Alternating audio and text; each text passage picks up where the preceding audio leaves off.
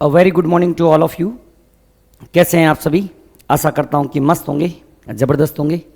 मैं डॉक्टर अमर एक बार पुनः आपका हार्दिक स्वागत करता हूं इस online platform magnet mind institute पर।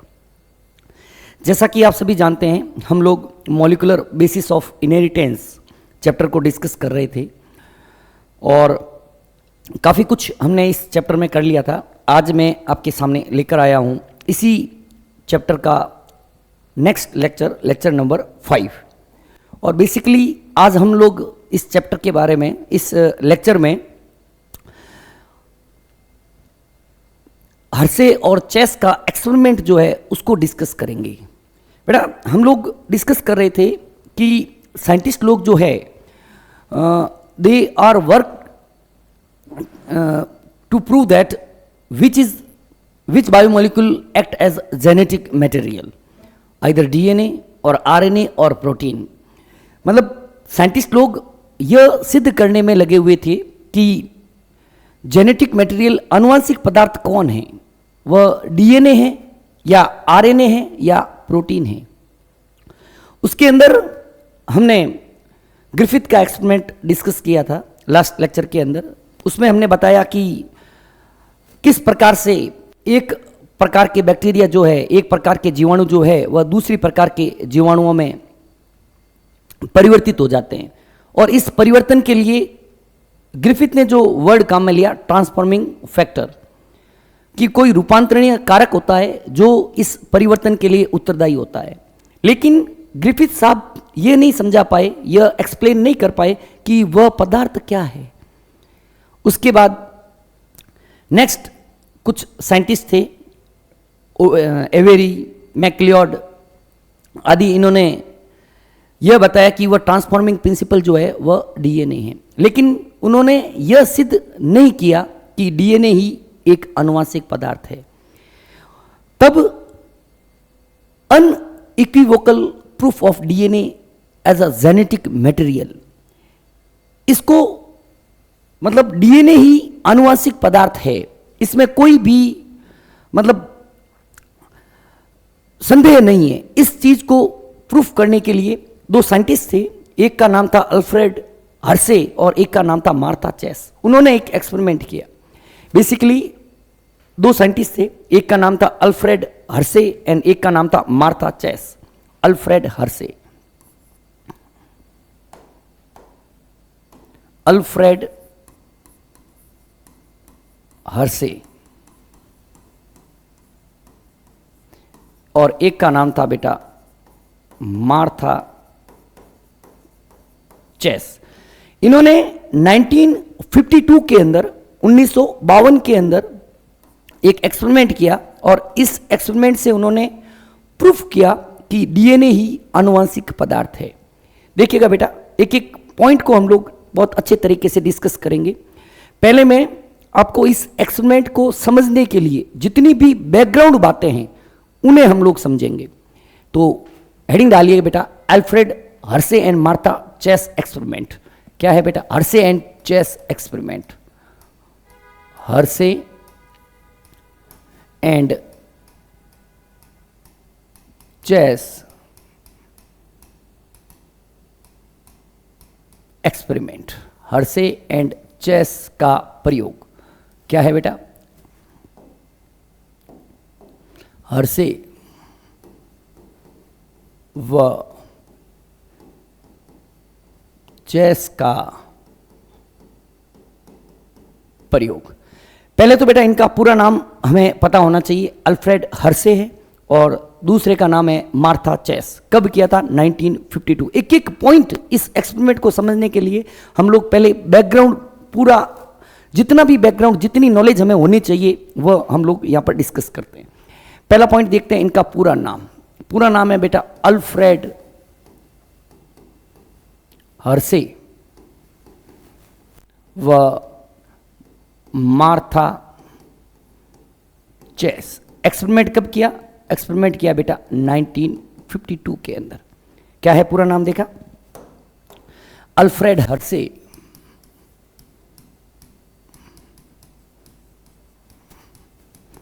एंड मार्था चेस एक्सपेरिमेंट किया बेटा 1952 के अंदर। बेटा यह प्रयोग यह सिद्ध करता है कि डीएनए ही आनुवांशिक पदार्थ है। यह प्रयोग यह सिद्ध करता है कि डीएनए ही आनुवांशिक पदार्थ है। नेक्स्ट पॉइंट लिखिएगा, यह प्रयोग यह सिद्ध करता है कि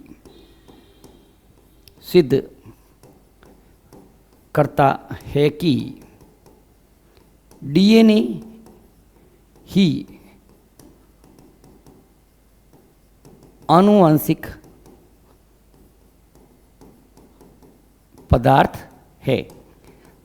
ठीक है, डीएनए ही आनुवांशिक पदार्थ है। अगर आपको कोई क्वेश्चन पूछे किस वैज्ञानिक के प्रयोग से यह सिद्ध होता है कि डीएनए आनुवांशिक पदार्थ है, तो आपका आंसर क्या जाएगा? Hershey and Chase. The experiment prove that, English medium लिखिएगा, this experiment prove that DNA is genetic material। DNA क्या है बेटा? जेनेटिक मटेरियल है। ठीक है, अब देखना बेटा, इस एक्सपेरिमेंट की कुछ हम लोग बैकग्राउंड बातें करते हैं, background talk about this experiment. देखिएगा क्या क्या है बैकग्राउंड बातें। बैकग्राउंड बातों के अंदर सबसे पहले हम लोग, या थोड़ा सा पीछे वाली स्लाइड पे ले लेते हैं, सबसे पहले हम लोग बात करेंगे बैकग्राउंड बातों के अंदर, सबसे पहले हम लोग बात करेंगे बैक्टीरियोफेज की। बैक्टीरियोफेज क्या होते हैं? इन्होंने अपने एक्सपेरिमेंट बैक्टीरियोफेज पे ही किए थे। इनको हिंदी में बोला जाता है बेटा जीवाणु भोजी। क्या बोलते हैं बेटा? जीवाणु भोजी बोलते हैं। Biology is the game of words. जीवाणुओं का भोजन करने वाले ऐसे विषाणु जो जीवाणुओं को इन्फेक्ट करते हैं, जीवाणुओं को संक्रमित करते हैं, जीवाणुओं को मारते हैं, उन्हें हम लोग जीवाणु भोजी कहते हैं। लिखिएगा, ऐसे जीवाणु या ऐसे विषाणु जो जीवाणुओं का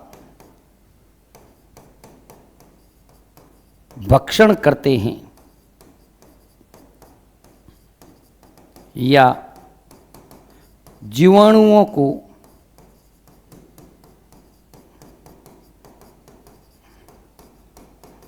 संक्रमित करते हैं, उन्हें हम लोग क्या बोलते हैं बेटा? जीवाणु भोजी कहते हैं। वायरसेस विच इन्फेक्ट और किल दी बैक्टीरिया, वायरसेस विच इन्फेक्ट और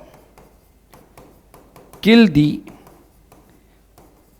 bacteria or what are called as bacteriophage। जैसे lambda phase, 5x174 phase. Example इनकी बात करें, जैसे लैम्डा फेज, जैसे 5x174 फेज। ठीक है, ये जीवाणु भोजियों के नाम हैं। बेटा एक जीवाणु भोजी की संरचना की बात करें तो एक जीवाणु भोजी की संरचना बेसिकली आपको कुछ इस प्रकार की देखने को मिलती है। यह बेटा उसके बाहर की तरफ क्या होता है? उसके बाहर की तरफ का कैप्सिड प्रोटीन से बना हुआ एक आवरण होता है। यह क्या है बेटा? प्रोटीन से बना आवरण, प्रोटीन से बना आवरण होता है। Cover made up of protein, cover made up of protein. ठीक है, और इसे हम लोग क्या बोलते हैं? इसे हम लोग बोलते हैं कैप्सिड। क्या बोलेंगे बेटा? कैप्सिड कहते हैं। कोई दिक्कत? और इसके अंदर की तरफ आपको एक लीनियर डीएनए मिलता है आनुवांशिक पदार्थ के रूप में। क्या मिलता है बेटा? लीनियर रेखीय डीएनए मिलता है, रेखीय डीएनए। और किसके रूप में मिलता है यह बेटा? यह आनुवांशिक पदार्थ होता है। यह इसका क्या होता है बेटा? आनुवांशिक पदार्थ होता है। लीनियर डीएनए है, लीनियर डीएनए है which act as genetic material in bacteriophage, genetic material. ठीक है बेटा, यह एक जीवाणु भोजी की सामान्य संरचना होती है। अब मैं इतना ही ध्यान रखना है इस एक्सपेरिमेंट को समझने के लिए। टिपिकल बैक्टीरियोफेज, टिपिकल बैक्टीरियोफेज, ठीक है बेटा। देखिएगा, अभी जितना मैं कह रहा हूं उतना ही पढ़ना, स्लाइड हम लोग बाद में पढ़ेंगे। यह एक जीवाणु भोजी की संरचना होती है जिसके अंदर, उसके अंदर की तरफ डीएनए होता है, और अंदर की तरफ जो डीएनए होता है वह उसका जेनेटिक मटेरियल होता है, और बाहर की तरफ का पूरा जो स्ट्रक्चर है that is protein coat which is called as capsid. उसे हम लोग क्या बोलते हैं बेटा? कैप्सिड कहते हैं। क्या कहते हैं? कैप्सिड कहते हैं। अब देखो बेटा, हर्शे एंड चेस ने जीवाणु भोजी पर अपने कार्य किए थे। यह भी पॉइंट लिखिएगा, हर्शे एंड चेस ने, हर्शे व चेस ने अपना प्रयोग जीवाणु भोजी पर किया था। जीवाणु भोजी पर किया था। नोट्स बिल्कुल आपके एक परफेक्ट बनने चाहिए, किसी भी रेफरेंस बुक की नोट्स के लिए जरूरत नहीं रहेगी, ये श्योर कह रहा हूं। Hershey and Chase did his experiment on, Hershey and Chase did their experiment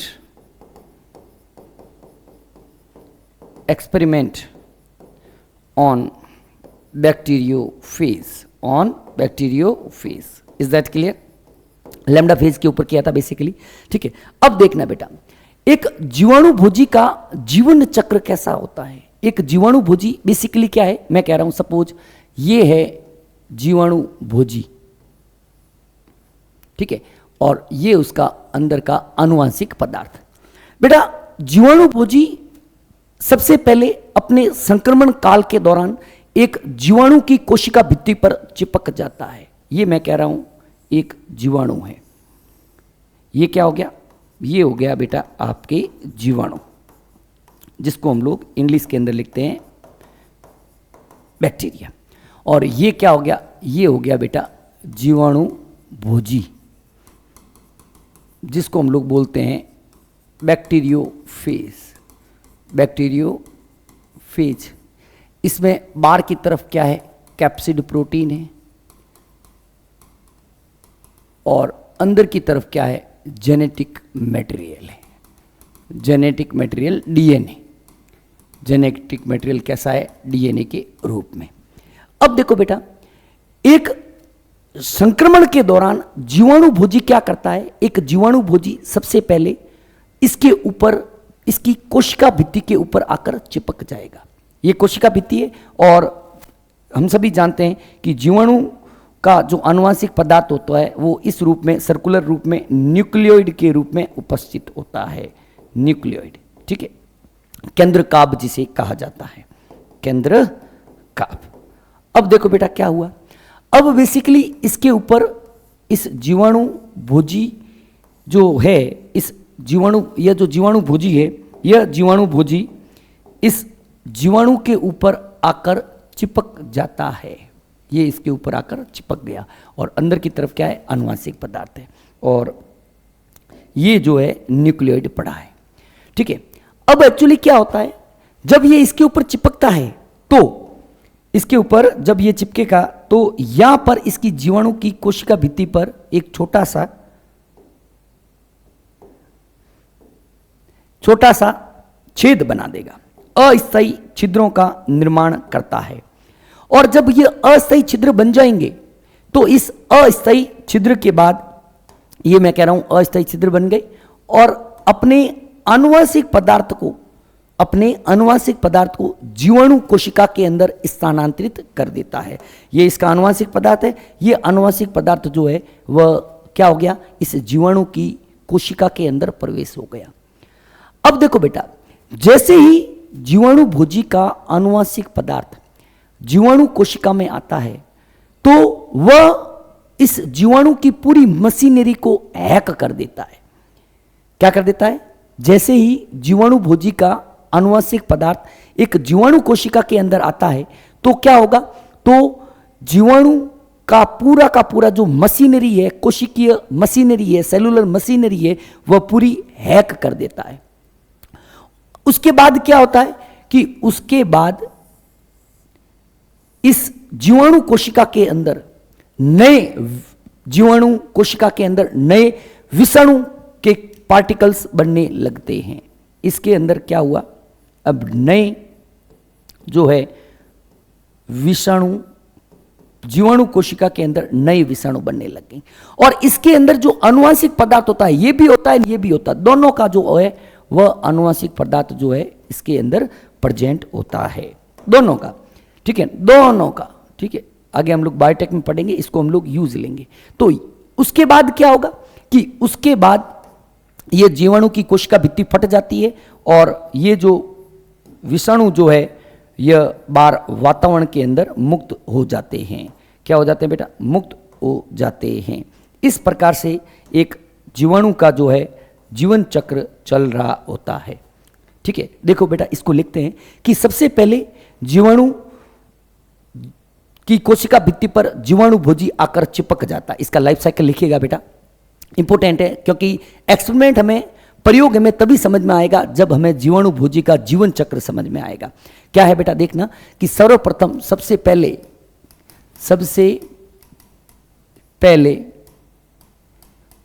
जीवाणु भोजी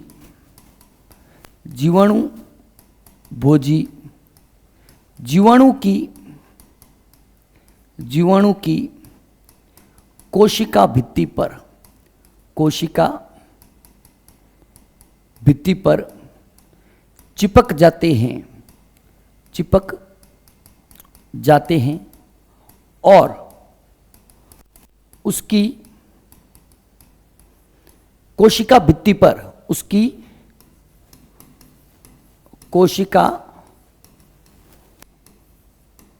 पर अस्थायी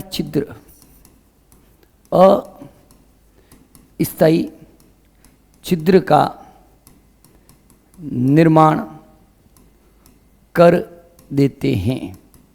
ठीक है, सबसे पहले क्या होगा, जीवाणु की कोशिका भित्ति पर जीवाणु भोजी आकर चिपक जाएंगे और उसकी कोशिका भित्ति में अस्थायी छिद्र बना देंगे। इन छिद्रों की सहायता से, इंग्लिश मीडियम में नेक्स्ट स्लाइड के ऊपर पूरा लिखूंगा, और इन छिद्रों की सहायता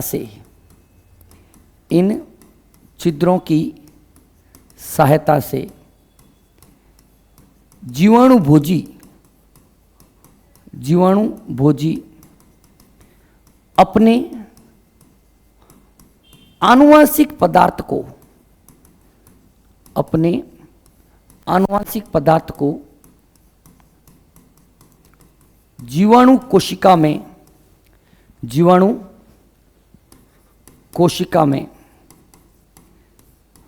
प्रवेश कराते हैं। ठीक है, अपने आनुवांशिक पदार्थ को क्या करेंगे, जीवाणु कोशिका में प्रवेश करवा देंगे। जब जीवाणु भोजी का आनुवांशिक पदार्थ जीवाणु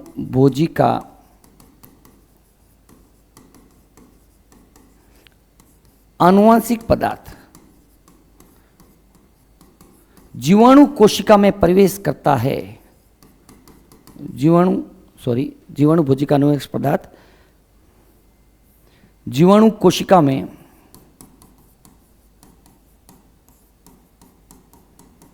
प्रवेश करता है, तो वह आनुवांशिक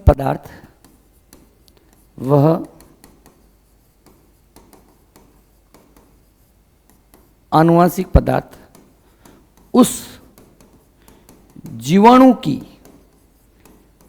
समस्त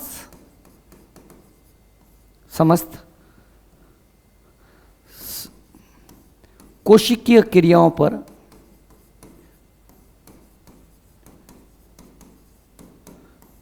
पर अपना नियंत्रण कर लेता है। ठीक है, उसके बाद जीवाणु का अनुवांशिक पदार्थ टूटता है और उसके साथ जीवाणु भोजी का अनुवांशिक पदार्थ जुड़ जाता है। इस पॉइंट को नहीं लिखेंगे, हम सीधा आ जाएंगे कि इसके बाद जीवाणु भोजी बनने लगते हैं, जीवाणु कोशिका में नए जीवाणु भोजी बनने लगते हैं। तत्पश्चात जीवाणु कोशिका में नए जीवाणु भोजी कण बनने लगते हैं और फिर जीवाणु की कोशिका भित्ति फट जाती है। जीवाणु की कोशिका भित्ति फट जाती है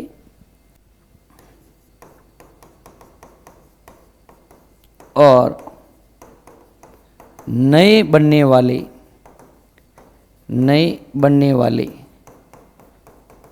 जीवाणु भोजी बाह्य वातावरण में मुक्त हो जाते हैं। ठीक है, क्या कहा हमने? बिल्कुल इजी सा कि सबसे पहले जीवाणु भोजी जीवाणु की कोशिका भित्ति पर चिपक जाएंगे और उसके अंदर अस्थायी छिद्र बनाएंगे और अपने अनुवांशिक पदार्थ को जीवाणु कोशिका में डाल देंगे और यह जो अनुवांशिक पदार्थ है जीवाणु कोशिका की पूरी कोशिकीय क्रियाओं पर अपना नियंत्रण जमा लेगा, जिसके परिणाम स्वरूप जीवाणु कोशिका में नए जीवाणु भोजी बनेंगे और फिर कोशिका भित्ति फटेगी जीवाणुओं की और ये नए बनने वाले जीवाणु भोजी जो है वह बाहर वातावरण के अंदर मुक्त हो जाएंगे। इंग्लिश मीडियम लिखना जरूरी है। सबसे पहले देखो क्या होगा, bacteriophage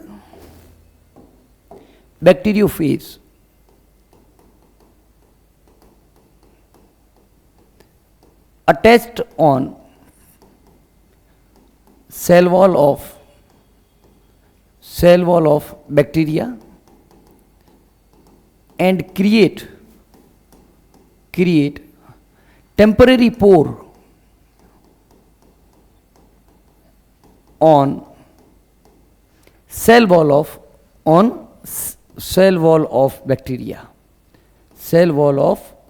bacteria. Next point, then the genetic material of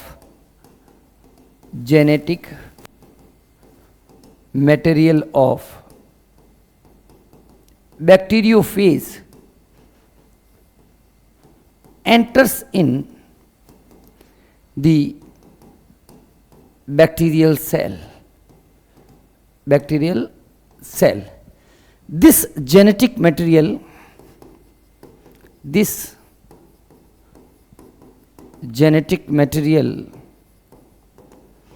of bacteriophage hack all the cellular machinery of bacterial cell so that new bacteriophage particles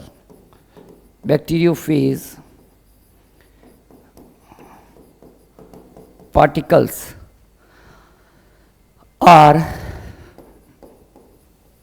synthesized in bacterial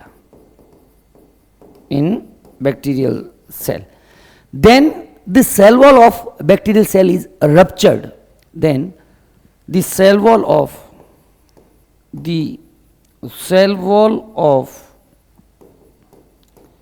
bacterial cell ruptured and phase particles are releases in environment.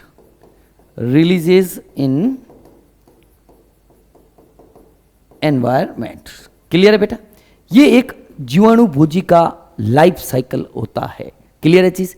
अब देखो बेटा, Hershey और chess यही पता लगाने की कोशिश कर रहे थे कि संक्रमण के दौरान क्या कौन सा पदार्थ जो है जीवाणु कोशिका में प्रवेश करता है, यह भी लिख लीजिएगा। हर्शे एंड चेस, हर्शे व चेस यह पता लगाने की कोशिश कर रहे थे, यह पता लगाने की कोशिश कर रहे थे। बेटा बिल्कुल इजी जो बोलने वाली लैंग्वेज होती है वो मैं लिख रहा हूं ताकि आपके नोट्स जो है वो अच्छे से बने। आपको कंपटीशन देना है और कंपटीशन के अंदर आपके कॉन्सेप्ट जो है वह क्लियर होने चाहिए। जब तक कॉन्सेप्ट क्लियर नहीं है क्वेश्चन सॉल्व नहीं होगा। ठीक है, हर्शे व चेस यह पता लगाने की कोशिश कर रहे थे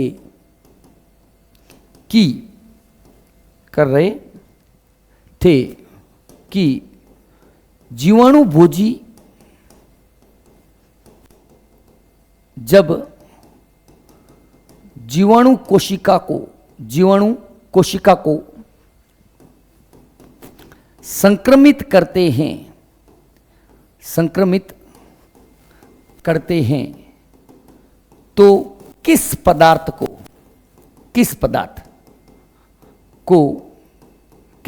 को यहां पे ब्रैकेट में लिख लेते हैं, डीएनए या प्रोटीन, किस पदार्थ को, डीएनए या प्रोटीन को जीवाणु कोशिका में प्रवेश कराते हैं, जीवाणु कोशिका में प्रवेश कराते हैं, प्रवेश करवाते हैं। Hershey and Chase try to find out that during infection period which material is transferred from bacteriophage to bacteria. लिखिएगा English medium. Hershey and chess,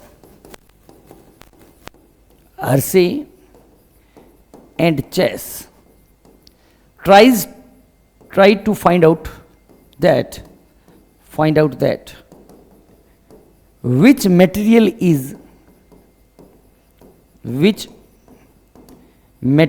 is transferred from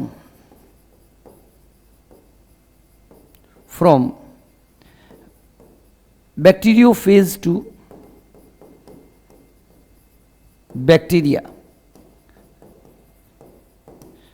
bacterial cell during infection, either DNA or protein,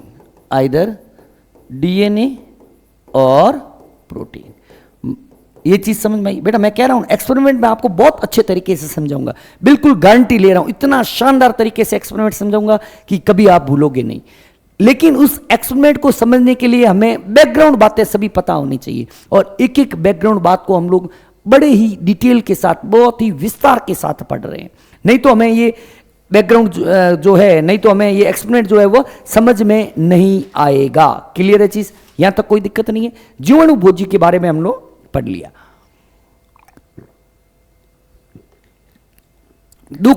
दूसरा background बात जो है उसको हम लोग देखते हैं। देखो बेटा डीएनए जो होता है ना, अगली बात देखते हैं बेटा, अगली बैकग्राउंड देखते हैं। ये तो हो गया जीवाणु भोजी के बारे में। अगली बात करते हैं।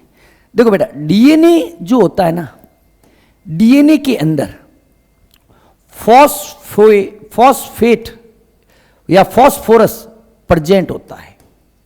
ठीक है, अच्छा इसको थोड़ा सा तरीके से लिख लेते हैं। डीएनए के अंदर फॉस्फोरस प्रेजेंट होता है और सल्फर जो होता है वह एब्सेंट होता है। ठीक है, डीएनए के अंदर फॉस्फोरस उपस्थित होता है, हम सभी जानते हैं फॉस्फोरिक अम्ल के रूप में, जबकि डीएनए के अंदर सल्फर जो होता है वह एब्सेंट होता है। लेकिन अगर हम लोग प्रोटीन की बात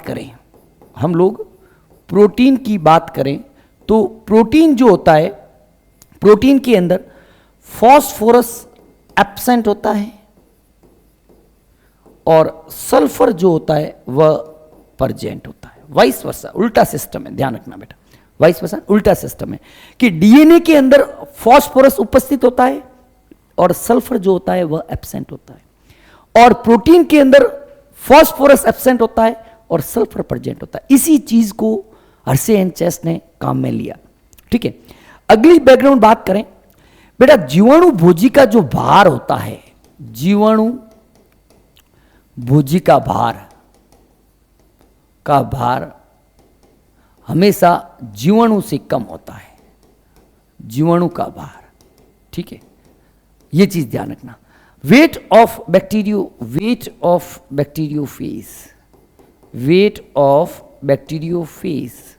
is always lower than weight of bacteria.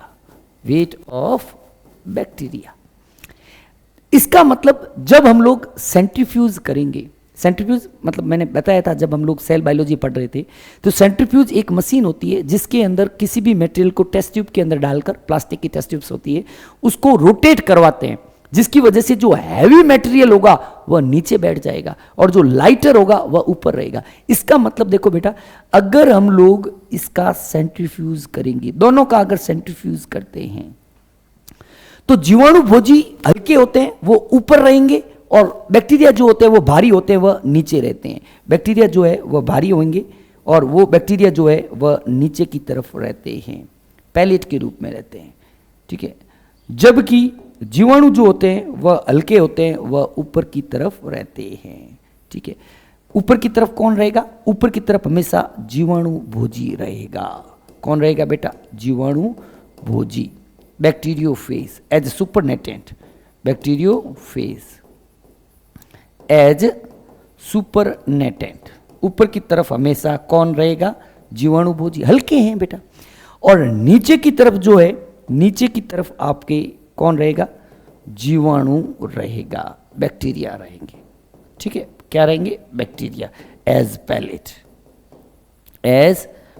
ठीक है बेटा, ये है सेंट्रीफ्यूजन का रिजल्ट। ये इसका क्या है? सेंट्रीफ्यूगेशन रिजल्ट होता है, centrifugation result. Is that clear? Okay, तीसरी बात करते हैं बेटा रेडियो सक्रियता की। रेडियो एक्टिविटी क्या होती है बेटा? रेडियो एक्टिविटी जो होते हैं वह अनस्टेबल एटम्स के कारण होती है, जो अपनी प्रेजेंस को खुद एक्सप्रेस कर देंगे। ठीक है जी, उसको हम लोग ज्यादा डिटेल में समझेंगे नहीं। अब देखो बेटा, अब यहां पर ये क्या कह रही है स्लाइड, इसको देख लेते हैं। T2 bacteriophage is a virus. T2 के ऊपर अपना काम किया था, T2 के ऊपर, लैम्डा पे नहीं किया था, T2 के ऊपर किया था। T2 bacteriophage is a virus that infect bacterium Escherichia coli. एक बेटा वायरस है, बैक्टीरियोफेज है, T2 फेज। T2 फेज जो है वह किसको इन्फेक्ट करता है? ई कोलाई बैक्टीरिया को इन्फेक्ट करता है। क्लियर है? And multiply inside it. T2 जीवाणु भोजी एक वायरस है जो एस्चेरिचिया कोलाई नामक जीवाणु को संक्रमित करता है और इसके अंदर गुणन करता है। T2 phage is made up of DNA and protein coat. T2 phage जो है डीएनए और प्रोटीन कोट से मिलकर बना होता है।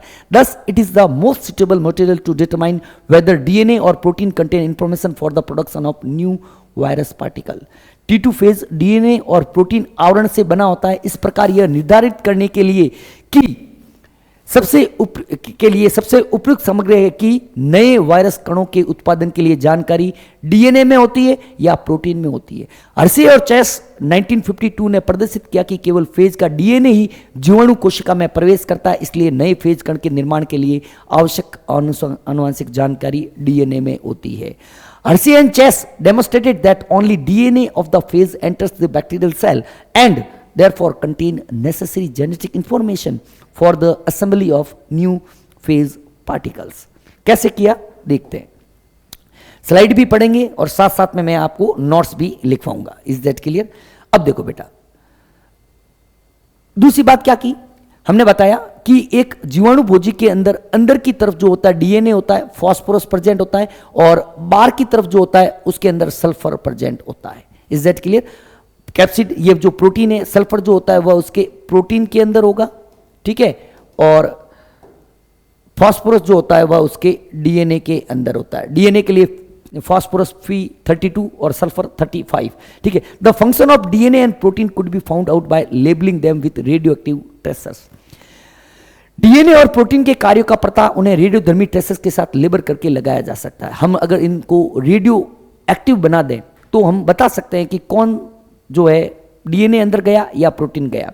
ठीक है, DNA contain phosphorus but not sulphur. अभी हमने बताया कि डीएनए के अंदर क्या होता है बेटा, डीएनए के अंदर फॉस्फोरस तो प्रेजेंट होता है जबकि सल्फर जो होता है वह एब्सेंट होता है, और प्रोटीन के अंदर जो होता है, प्रोटीन के अंदर सल्फर प्रेजेंट होता है और फॉस्फोरस जो है वह एब्सेंट होता है, यही कह रहा है। ठीक है, DNA was label with P32 was growing bacteria, ये बाद में बताऊंगा। ठीक है, सल्फर के बारे में कुछ बात कर लेते हैं। सल्फर की वही है, similarly protein of fish contain sulphur but no phosphorus. Protein के अंदर क्या होता है बेटा, ये हमने बता दिया कि प्रोटीन के अंदर सल्फर तो प्रेजेंट होता है और फॉस्फोरस जो है वह एब्सेंट होता है। ठीक है, 35 सल्फेट। अब देखो बेटा, अब हम इस एक्सपेरिमेंट को समझते हैं। बेटा बेसिकली हर्शे एंड चेस ने क्या किया, सबसे पहले बैक्टीरियोफेज को पकड़ा, एक बैक्टीरियोफेज को लिया। ठीक है, जीवाणु भोजी को लिया। किसको लिया बेटा, सॉरी, जीवाणु भोजी को। और इस जीवाणु भोजी को दो अलग अलग माध्यम पर ग्रो किया। ग्रो ऑन मीडियम, क्या किया इन्होंने, इस जीवाणु भोजी को ग्रू किया, grew on medium containing nutrient medium था। क्या क्या उसके अंदर था, एक के अंदर तो उन्होंने रेडियो एक्टिव सल्फर डाल दिया। एक के अंदर क्या डाला बेटा, रेडियो एक्टिव सल्फर। एक के अंदर क्या डाला, रेडियो एक्टिव सल्फर। हम सल्फर 35 मैं नहीं लिखूंगा, ठीक है ना, कंफ्यूज करेगा यूं आपको। और एक के अंदर उन्होंने क्या लिया, radio active phosphorus, radio active phosphorus. Is that clear. एक को रेडियो सक्रिय सल्फर में और कुछ को रेडियो सक्रिय फास्फोरस में जो है ग्रो किया। अब देखो बेटा, अब क्या होगा, जीवाणु भोजी जब इस संवर्धन माध्यम के ऊपर संवर्धन करेंगे तो कल्चर करेंगे तो न्यूट्रिएंट मीडियम के अंदर जो भी होगा उसको अपने अंदर लेंगे। और इसके दौरान वह, अगर इसके ऊपर जो जीवाणु भोजी ग्रो कर रहा है, इस माध्यम के ऊपर जो जीवाणु भोजी वृद्धि कर रहा है, वह किसको अपने अंदर लेगा, सल्फर को अपने अंदर लेगा। और यह सल्फर जो है, यह जो रेडियो एक्टिव सल्फर है, वह उसके किसके निर्माण को बनाएगा, किसके निर्माण के बनाने में हेल्प करेगा, प्रोटीन के। इसका मतलब यहां पर जो जीवाणु भोजी ग्रो करेंगे उसमें प्रोटीन जो है वह रेडियो सक्रिय होगा। इधर बात करते हैं, ये वाले जो जीवाणु भोजी है, ये वाले जो बैक्टीरियोफेज है, ये बैक्टीरियोफेज रेडियो एक्टिव फास्फोरस के ऊपर वृद्धि कर रहे हैं। तो जब ये अपने वृद्धि करेंगे तो न्यूट्रिएंट मीडियम से पदार्थों को लेंगे। जब न्यूट्रिएंट मीडियम से पदार्थों को लेंगे तो वो फास्फोरस को भी लेंगे। तो यहां पर क्या होगा, जो रेडियो एक्टिव फास्फोरस है वह जब जीवाणु भोजी के अंदर जाएगा तो प्रोटीन के निर्माण में हेल्प करेगा। तो यहां पर प्रोटीन जो है वह रेडियो सक्रिय होगा।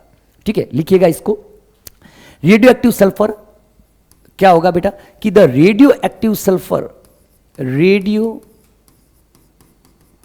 Active sulphur incorporated in the protein, यहां पर क्या होगा बेटा, यहां पर radio active phosphorus, radio active phosphorus incorporated in DNA. सही बात है, क्योंकि फास्फोरस जो है वह डीएनए में होता है, सल्फर जो होता है वह प्रोटीन में होता है। इसकी वजह से क्या होगा कि protein will be radio active not DNA. यहां पर क्या होगा, DNA will be radio active not protein. इसमें क्या होगा, इससे क्या होगा, इससे यह होगा कि protein will be radio active, protein will be radio active, not DNA, not DNA. यहां पर क्या होगा बेटा, यहां पर DNA will be radio active not protein, DNA will be radioactive not protein। Is that clear? अब देखो बेटा, अब मैं अगर इसका डायग्राम बनाऊं तो यहां पर प्रोटीन जो है वह रेडियो एक्टिव है। मैं बेटा रेडियो एक्टिविटी शो करने के लिए ये कलर यूज ले रहा हूं, ठीक है, ये हो गया। और अंदर की तरफ जो है आपको नॉर्मल डीएनए इस कलर के अंदर ले रहा हूं। ये क्या हो गया बेटा, ये चलो उल्टा ले लेते हैं, उल्टा ले लेते हैं। रेडियो एक्टिविटी को मैं इस कलर से ले रहा हूं और नॉर्मल डीएनए, यहां पर क्या हुआ बेटा, ये हो गया रेडियो एक्टिव प्रोटीन, ठीक है, और ये हो गया नॉर्मल डीएनए। यही हुआ। इधर क्या होगा बेटा, इधर बेसिकली क्या होगा कि हम लोग बाहर की तरफ तो ये ले लेते हैं, इधर क्या हुआ, ये हो गया नॉर्मल प्रोटीन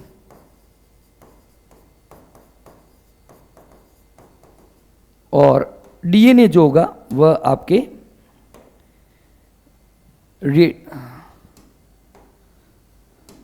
डीएनए जो होगा वह रेडियो एक्टिव हो जाएगा।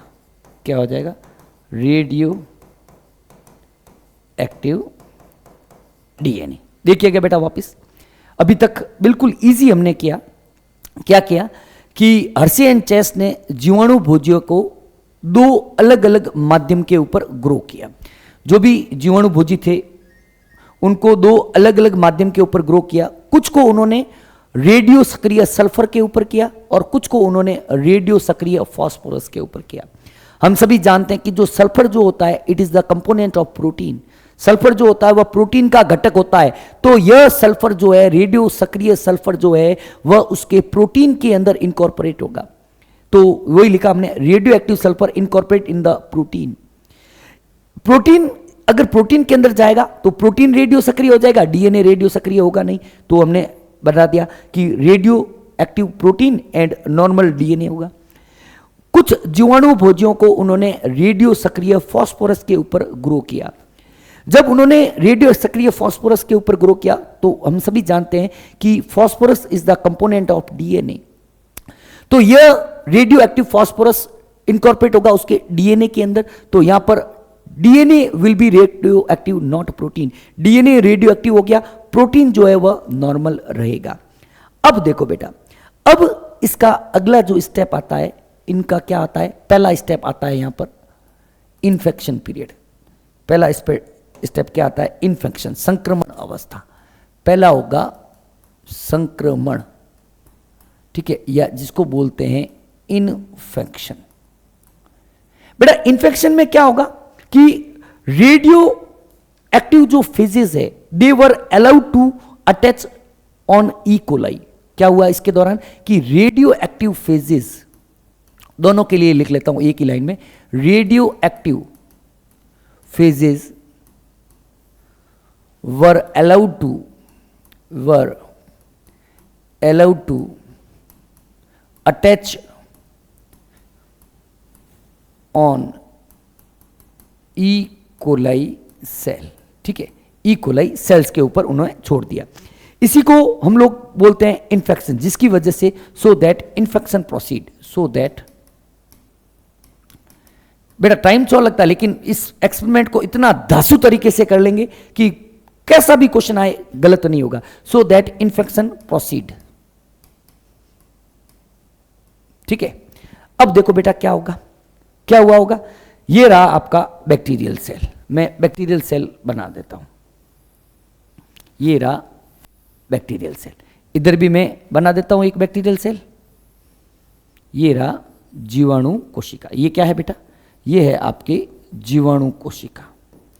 जीवाणु कोशिका, बैक्टीरियल सेल। ये क्या है बेटा? ये है आपके बैक्टीरियल सेल, जीवाणु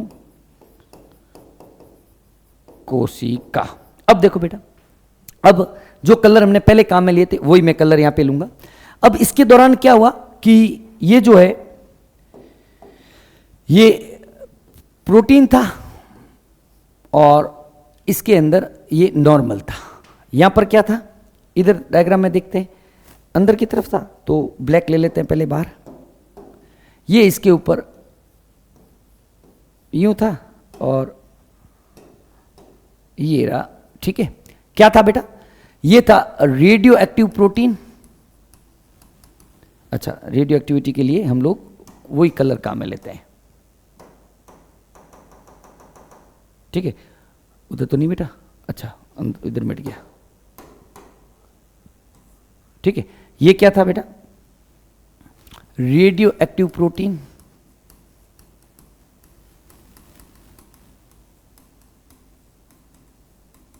और ये क्या था? Radio active DNA.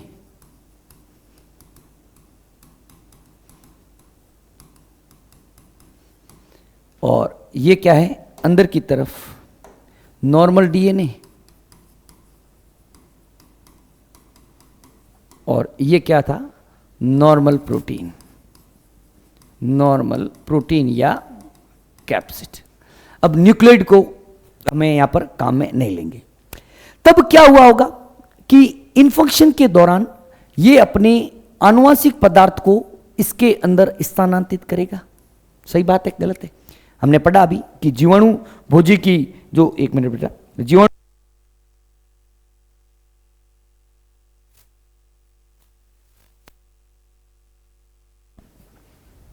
जीवाणु भोजी अपने संक्रमण के दौरान अपने आनुवंशिक पदार्थ को किसके अंदर स्थानांतरित करते हैं? अपने आनुवंशिक पदार्थ को जीवाणु कोशिका के अंदर स्थानांतरित करते हैं।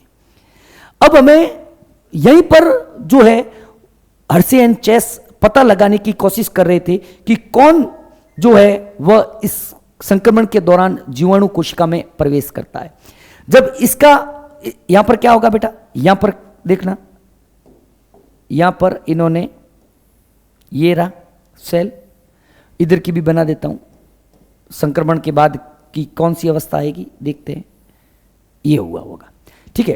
अब देखो बेटा, यहां पर क्या हुआ होगा कि ये जीवाणु इसके ऊपर चिपक गया और यहां पर जो है क्या हुआ होगा, ये जीवाणु भोजी विषाणु इसके ऊपर चिपक गया और ये क्या करेगा? अपने आनुवंशिक पदार्थ को इसके अंदर स्थानांतरित करेगा। ये क्या करेगा? यहां पर भी अपने आनुवंशिक पदार्थ को इसके अंदर स्थानांतरित करवाएगा। यही होगा कि नहीं होगा कि वायरल जो है अपने जेनेटिक मटेरियल को इसके अंदर स्थानांतरित करेगा। अब देखो बेटा, दूसरा जो स्टेप होता है उसको बोलते हैं हम लोग ब्लेंडिंग। क्या बोलते हैं बेटा? दूसरा स्टेप जो होता है उसको हम लोग बोलते हैं ब्लेंडिंग। दूसरा स्टेप जो था इस एक्सपेरिमेंट का उसे हम लोग बोलते हैं ब्लेंडिंग। क्या बोलते हैं बेटा? ब्लेंडिंग। ब्लेंडिंग बेटा, ब्लेंडिंग के अंदर क्या होता है कि ब्लेंडिंग के अंदर एजिटेटर होते हैं कि जिसकी वजह से दो अलग अलग भार एजिटेट करते हैं उसको, मतलब हिलाते हैं। जिसकी अपन होते हैं ना बेटा, एक छन्नी होती है जिसके अंदर हम किसी भी चीज को डालकर अगर हिलाते हैं तो थोड़ी देर बाद अपन क्या देखते हैं, हैवी चीज अलग हो जाती है, हल्की चीज अलग हो जाती है।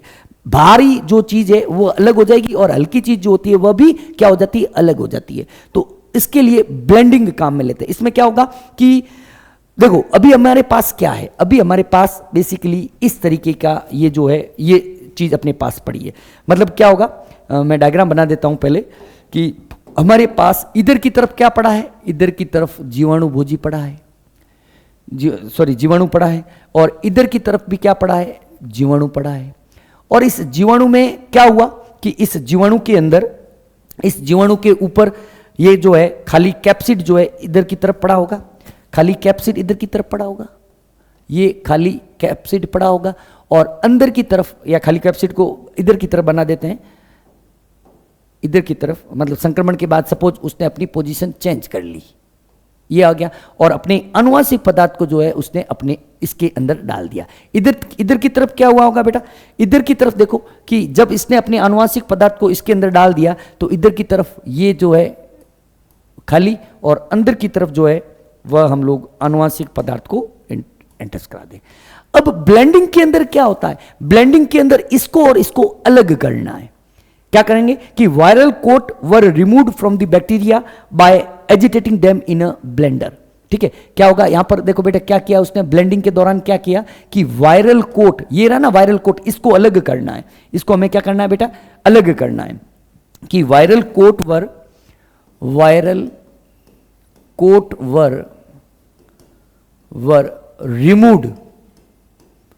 removed from bacterial cell by agitating them in a blender, by agitating them in blender, एक ब्लेंडर होता है, मशीन होती है, उसके अंदर डाल के उनको अलग अलग किया जाएगा, जिसकी वजह से क्या होगा बेटा। अब देखो बेटा, पहले तो ये इसके चिपके हुए थे, ये इसके मैं कह रहा हूं चिपके हुए थे, ठीक है, ये हमने इसको चिपकाया, सॉरी इधर ऐसे नहीं, ब्लैक जो कलर काम में ले रहे हैं, कलर कॉम्बिनेशन वही रखेंगे। अब क्या हुआ होगा कि जिसकी वजह से क्या होगा,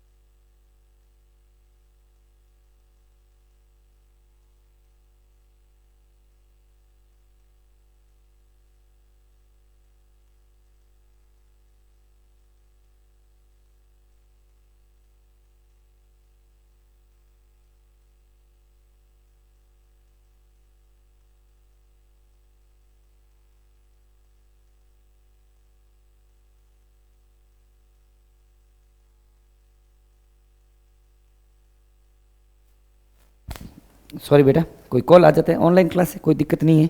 अब देखो बेटा, अब इससे क्या होगा कि ये दोनों जो है वह अलग हो गए, ये अलग हो गया, ठीक है, और इसके अंदर ये अनुवांशिक पदार्थ पड़ा है, और यहां से इसका कोट जो है वह भी अलग हो गया, ये दोनों अलग हो गए। इधर भी ऐसा ही हुआ होगा, इसके बाद मतलब इसके बाद क्या हुआ होगा, ये हुआ होगा, इसके बाद क्या होगा, यहां पर भी ये अलग हो गया जिसके अंदर अनुवांशिक पदार्थ पड़ा है, और सॉरी एक मिनट, कलर कॉम्बिनेशन रखना जरूर, हालांकि बहुत अच्छे तरीके से आपको समझ में आ गया होगा मैं क्या करना चाह रहा हूं, ठीक है, और ये जो है वह अलग हो गया। ये क्या है बेटा, ये है जीवाणु भोजी प्लस जीवाणु भोजी नहीं, जीवाणु प्लस जीवाणु भोजी का अनुवांशिक पदार्थ, इधर ऐसे लिखते हैं ताकि आपको समझ में आए। ये क्या है बेटा, जीवाणु प्लस जीवाणु भोजी का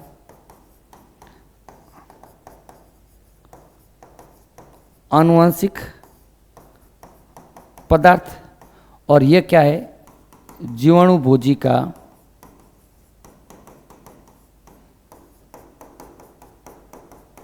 प्रोटीन कोट या प्रोटीन आवरण लिख लेते हैं, प्रोटीन आवरण, इंग्लिश मीडियम इधर लिख लेता हूं। ये क्या है बेटा, इसी का ही इंग्लिश मीडियम है, और क्या, ये क्या है बेटा, बैक्टीरिया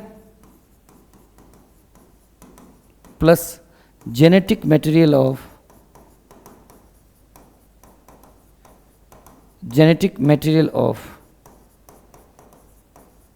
बैक्टीरियो फेज, और ये क्या है बेटा, protein coat of bacteriophage, protein coat of bacteriophage. Is that clear? दोनों को अलग अलग कर दिया। अब देखना बेटा, अब थर्ड स्टेप के अंदर क्या किया जाता है? थर्ड स्टेप के अंदर किया जाता है सेंट्रीफ्यूज। तीसरे स्टेप के अंदर क्या करेंगे बेटा? सेंट्रीफ्यूज करेंगे।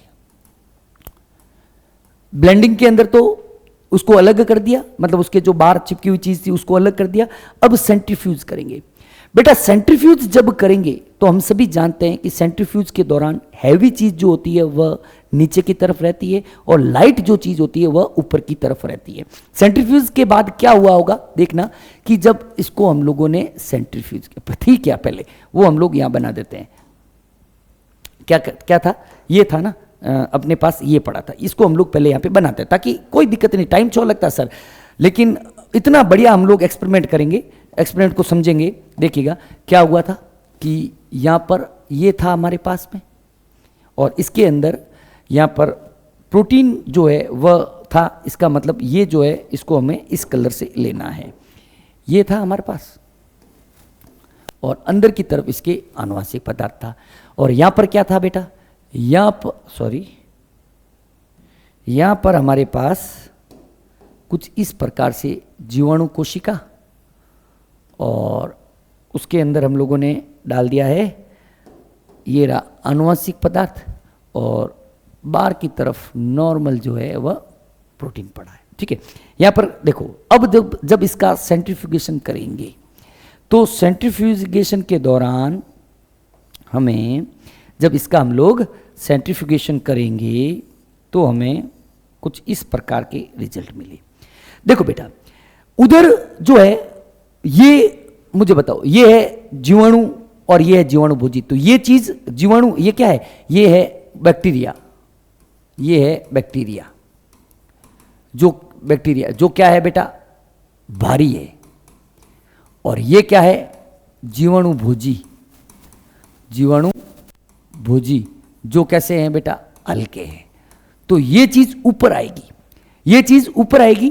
तो यहां पर मैं बना देता हूं कि ये चीज जो है वह ऊपर आएगी। ठीक है, ये चीज ऊपर आएगी, और नीचे की तरफ कौन रहेंगे?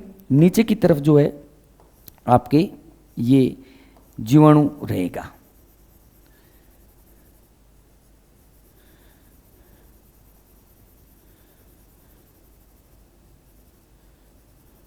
ये कौन है?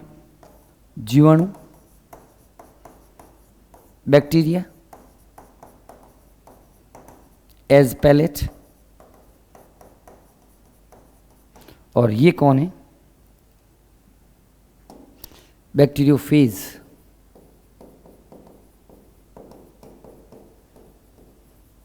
As supernatant. Is that clear? यहां पर क्या हुआ होगा? यहां पर इस प्रकार से, अभी मैं कुछ और नहीं समझा रहा हूं, सिंपल सा आपको बता रहा हूं कि क्या हुआ है।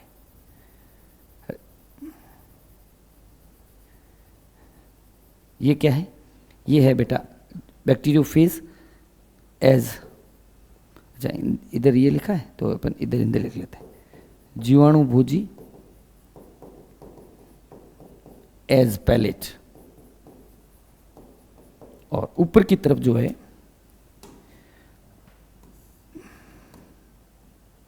जीवाणु भोजी एज पैलेट, नहीं जीवाणु एज पैलेट होगा ना, जीवाणु बैक्टीरिया, और ऊपर की तरफ क्या होगा बेटा? बैक्टीरियोफेज एज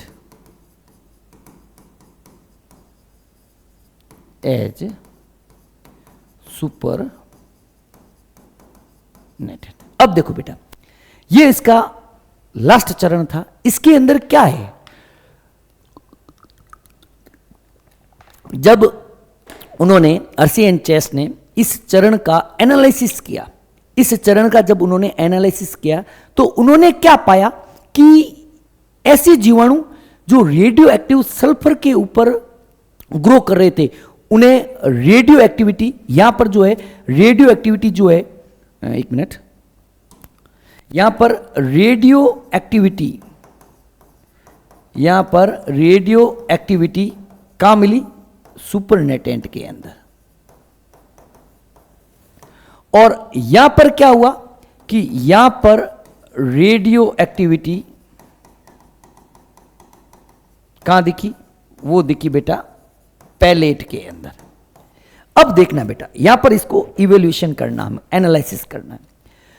मुझे बताओ, जो चीज बाहर रहती है वह ऊपर है और जो चीज अंदर जाती है वह नीचे रहती है। क्योंकि अंदर क्या है? अंदर मतलब ये पढ़ा है, जो चीज बाहर रहती है वह ऊपर की तरफ रहेगी और जो चीज अंदर जाती है वह कहां रहेगी? नीचे की तरफ। यहां पर रेडियो एक्टिविटी सुपरनेटेंट के अंदर मिली, यहां पर रेडियो एक्टिविटी कहां मिली? नीचे की तरफ। यह क्या सिद्ध करता है कि ऐसे bacteria which was infected with virus that had radio active DNA, जिसके अंदर रेडियो एक्टिव डीएनए था, उसके अंदर जो है रेडियो एक्टिविटी नीचे मिली। मतलब जो बाहर, देखो बेटा, सीधी बेटा किताबी भाषा पे मत जाओ, सीधा यहां पर देखो कि जो चीज बाहर रहेगी वह तो हल्की है, जो बाहर रहेगी वह क्या है? हल्की है, तो वह ऊपर की तरफ रहेगी। और जो अंदर है, जो मतलब ये चीज इसके जो अंदर गई, मतलब वो बैक्टीरिया के अंदर गई, ये भारी है, वो कहां रहेगी? वह आपके नीचे रहेगी। ये कहां रहेगा? ये यहां रहेगा। ठीक है, यहां पर भी यही हुआ, जो भारी है, भारी जो है वह नीचे रहेगा और जो हल्का है वह रहेगा ऊपर की तरफ। तो जब उन्होंने इस सेंट्रीफ्यूज ट्यूब का एनालिसिस किया तो उन्होंने क्या देखा कि इस केस के अंदर रेडियो एक्टिविटी ऊपर की तरफ मिली और इस केस के अंदर रेडियो एक्टिविटी नीचे की तरफ मिली।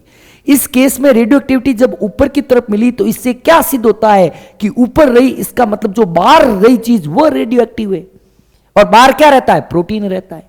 तो प्रोटीन रेडियो एक्टिव नहीं मिला, प्रोटीन ही रेडियो एक्टिव मिला, डीएनए यहां पर रेडियो एक्टिव नहीं मिला। यहां पर क्या हुआ कि जो चीज बाहर रही उसके अंदर रेडियो एक्टिविटी देखने को मिली, सॉरी नहीं मिली, बाहर रही उसके अंदर रेडियो एक्टिविटी देखने को नहीं मिली, जबकि जो अंदर थी उसके अंदर रेडियो एक्टिविटी थी। इसका मतलब क्या है? अंदर क्या गया? अंदर डीएनए गया। इसका मतलब क्या है? अंदर जो प्रवेश करने वाला वह कौन है? डीएनए है। इसलिए यह प्रूफ होता है क्या कि डीएनए इज जेनेटिक मटेरियल। क्या प्रूफ होता है? DNA is genetic material. DNA क्या है? डीएनए आपका जेनेटिक मटेरियल है। क्लियर है बेटा? एक चीज यहां पर इंपोर्टेंट लगा के लिख लीजिएगा, इंपोर्टेंट लगाना ना, स्टेप्स ऑफ हर्शे एंड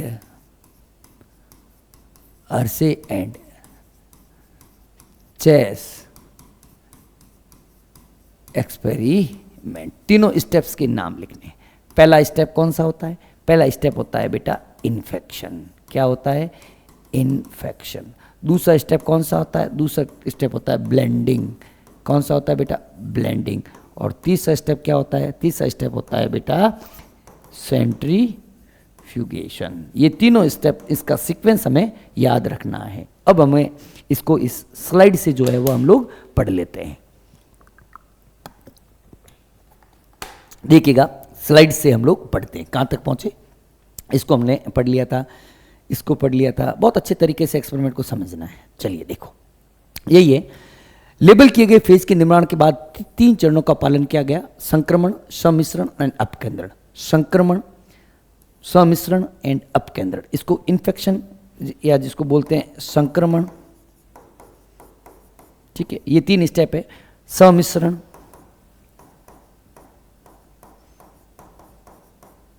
और तीसरा होता है बेटा अपकेंद्रण। ठीक है बेटा। संक्रमण के दौरान क्या करता है? इन्फेक्शन के अंदर both type of labelled phage were allowed to infect normally culture bacteria in separate experiment. संक्रमण, दोनों प्रकार के लेबल किए गए फेज को अलग अलग प्रयोगों में सामान्य रूप से संवर्धित किए गए जीवाणुओं को संक्रमित करने की अनुमति दी गई। समझ लिया हमने। ब्लेंडिंग के अंदर क्या करते हैं? These bacteria cell were agitated in a blender to break the contact between virus and bacteria. उनको एक एजिटेटर के अंदर डालकर हिलाया गया ताकि जो है फेज पार्टिकल जो है वह कैप्सिड जो है वह जीवाणु कोशिका से अलग हो जाए। फिर क्या करते हैं बेटा? सेंट्रीफ्यूज मशीन के अंदर करते हैं, जिसकी वजह से the viral particles were separated from the bacterial by spinning them in the centrifuge. तीनों हमने अच्छे तरीके से समझ लिए। उसके बाद क्या हुआ? जो रेडियो एक्टिव डीएनए, ये इधर वाला पहले देखते थे, radio active protein in medium radio activity, और यहाँ पर रेडियो एक्टिव डीएनए वो हमने पढ़ लिया, ये भी पढ़ लिया पूरा, कोई दिक्कत नहीं है, ठीक है। अब देखो बेटा, label DNA was also found in the next generation और फेज, ये भी हम लोगों ने डिस्कस कर लिया है, ठीक है। अब ये देखो, ये आपका एनसीईआरटी डायग्राम है। अब इस एनसीईआरटी डायग्राम को अच्छे तरीके से समझते हैं। देखो बेटा, ये बैक्टीरियोफेज थे जिसके अंदर रेडियो एक्टिव लेबल था। ये वाले कौन से हैं? जिसको हमने रेडियो एक्टिव सल्फर के ऊपर ग्रो किया था। ये वाले कौन से हैं? जिसको हमने रेडियो एक्टिव फास्फोरस के ऊपर ग्रो किया था। ये वाले कौन से हैं? Which were cultured on radioactive sulphur, S लिख लेते हैं सिंपल, रेडियो एक्टिव सल्फर। और ये कौन से हैं? Cultured on radio active phosphorus. Is that clear? अब देखो बेटा, इनको जब रेडियो एक्टिव सल्फर पर ग्रो किया था तो बैक्टीरियोफेज बताया, रेडियो एक्टिव सल्फर लेबल्ड हो गया, यहां पे रेडियो एक्टिव फास्फोरस। पहला स्टेप यही है, इन्फेक्शन। इसके दौरान क्या हुआ? जीवाणु कोशिका के ऊपर जीवाणु भोजी आकर जो है वह जीवाणु कोशिका के ऊपर, ये क्या है बेटा? जीवाणु कोशिका है। ये क्या है? एनसीईआरटी का डायग्राम समझना जरूरी है। जीवाणु कोशिका है और ये क्या है बेटा? जीवाणु भोजी। ये क्या है? जीवाणु भोजी है। ये वाला क्या है बेटा? बैक्टीरियोफेज। और ये क्या है बेटा? Bacterial cell. अब इन्फेक्शन के दौरान क्या होता है? इन्फेक्शन के दौरान अपने आनुवंशिक पदार्थ को यह जीवाणु भोजी जो है, बैक्टीरियोफेज है, अपने जेनेटिक मटेरियल को जीवाणु कोशिका के अंदर स्थानांतरित करता है। स्थानांतरित कर दिया, उसके बाद ये खाली कैप्सिड इसके ऊपर चिपका हुआ रहता है। फिर हमने क्या किया? दूसरा लिया ब्लेंडिंग। ब्लेंडिंग के अंदर क्या किया जाएगा? इस जीवाणु कोशिका से इस जीवाणु भोजियों को अलग किया जा रहा है, अलग कर दिया। उसके बाद क्या? सेंट्रीफ्यूगेशन। इसके बाद क्या क्या? सेंट्रीफ्यूगेशन। तो सेंट्रीफ्यूगेशन का रिजल्ट जो आया वो हमने डिस्कस कर लिया, ठीक है। इन become an established fact that DNA is that act as genetic material, however it subsequently become clear that in some viruses, यह प्रूफ हो चुका है कि डीएनए ही आनुवंशिक पदार्थ है, लेकिन कुछ विषाणुओं के अंदर आरएनए भी आनुवंशिक पदार्थ होता है, जैसे tobacco mosaic virus, QB bacteriophage आदि। इस लाइन को लिख लेना। हालांकि अधिकांश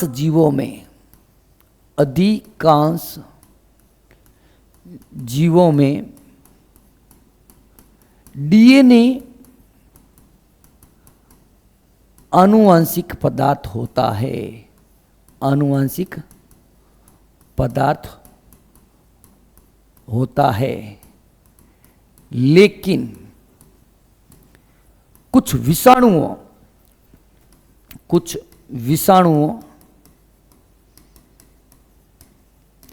जैसे तंबाकू मोज़ेक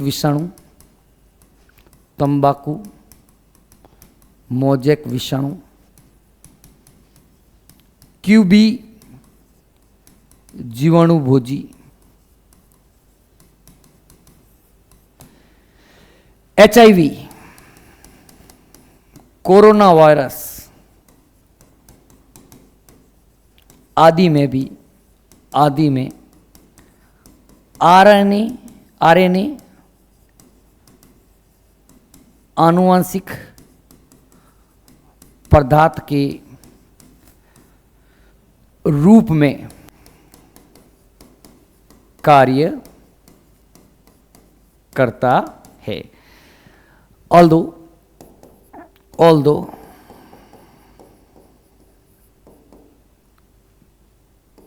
DNA acts as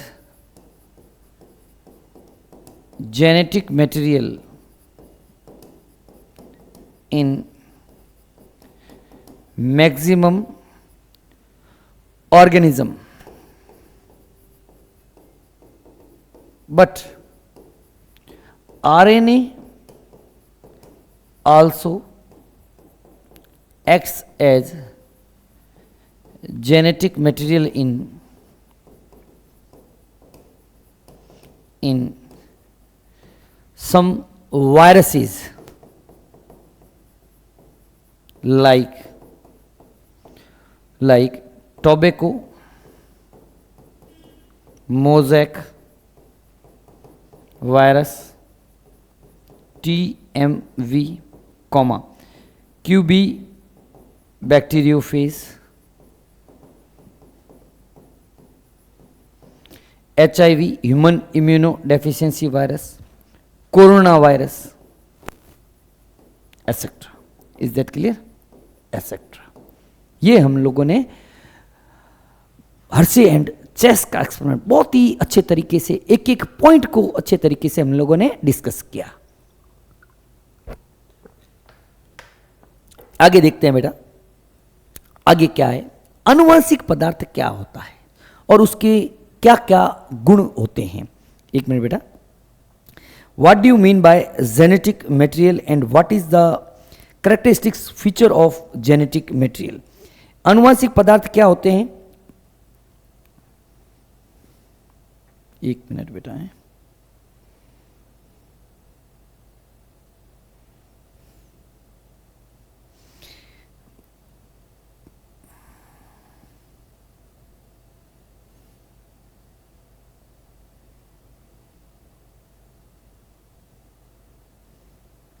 बेटा देखो सबसे पहले डेफिनेशन देखते हैं, जेनेटिक मटेरियल की डेफिनेशन क्या होती है। ठीक है ना, ठीक है, जेनेटिक मटेरियल क्या होता है, जेनेटिक मटेरियल का मतलब क्या होता है, आनुवंशिक पदार्थ।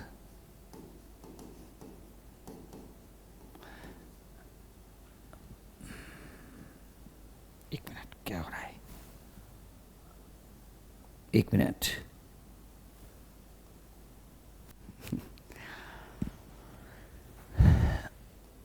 आनुवंशिक पदार्थ। बेटा देखना, आनुवंशिक पदार्थ होता क्या है, बेसिकली एक सेल के अंदर उपस्थित वह पदार्थ, एक जीव की सेल के अंदर उपस्थित वह पदार्थ जिसके अंदर आनुवंशिक सूचनाएं उपस्थित होती है, और ये आनुवंशिक सूचनाएं उस ऑर्गेनिज्म की संरचना के लिए, उनके कार्य के लिए, उसकी वृद्धि के लिए और जनन की लिए क्या होती है, आवश्यक होती है। इन्हीं सूचनाओं को, आनुवंशिक सूचनाओं को हम लोग क्या बोलते हैं, आनुवंशिक पदार्थ बोलते हैं। क्या लिखिएगा, इंग्लिश मीडियम, हिंदी मीडियम लिखिएगा, पहले हिंदी मीडियम लिखना। कोशिका में उपस्थित वह पदार्थ, कोशिका में उपस्थित वह पदार्थ जिसमें किसी जीव की समस्त आनुवंशिक सूचनाएं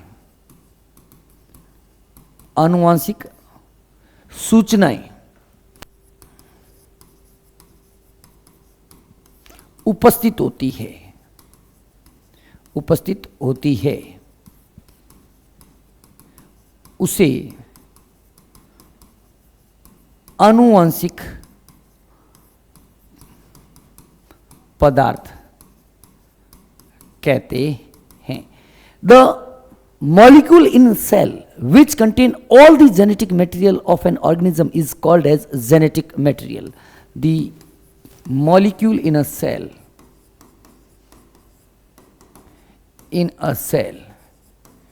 which contain all the genetic information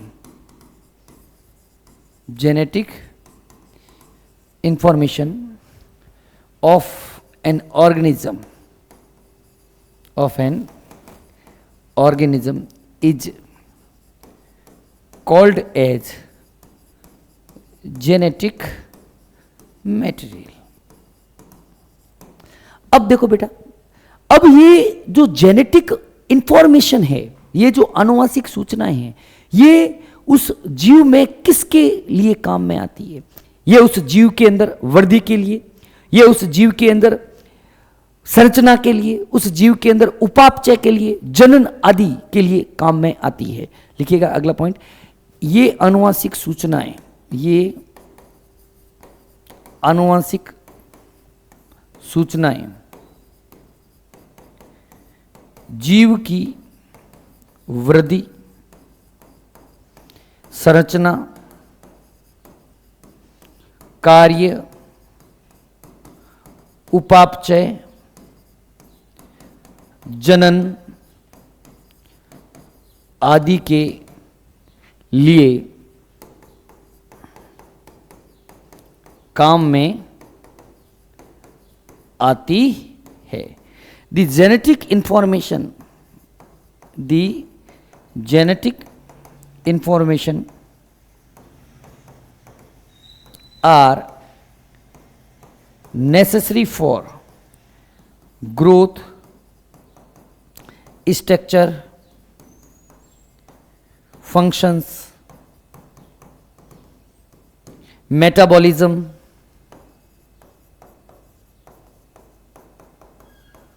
reproduction, etc. ये जेनेटिक इंफॉर्मेशन इन सभी कामों के लिए क्या होती है बेटा? आवश्यक होती है। क्लियर है बेटा? अब देखो बेटा, अब अगर हम लोग बात करें कि जेनेटिक